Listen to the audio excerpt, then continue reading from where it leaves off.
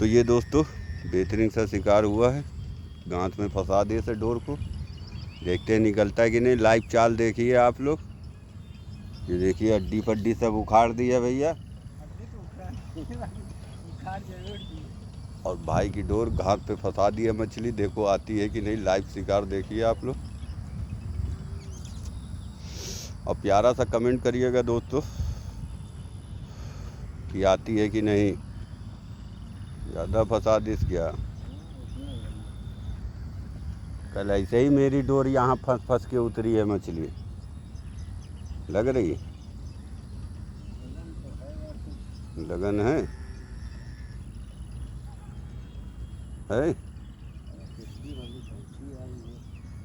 वारे मेरे डमरा के पीस, ये देखिए।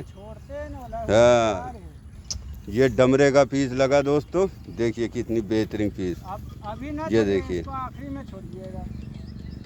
ये डमरे का पीस भाई निकाल ले, बहुत ज़बरदस्त हुक हुआ है। घास में लेके घुस गई थी और आँख में भी घुस गई दोस्तों। और इसको भाई छोड़ने जा रहा है, दूर फेंकिए गुड्डू भैया। ये वो गई दोस्तों, वो देखिए।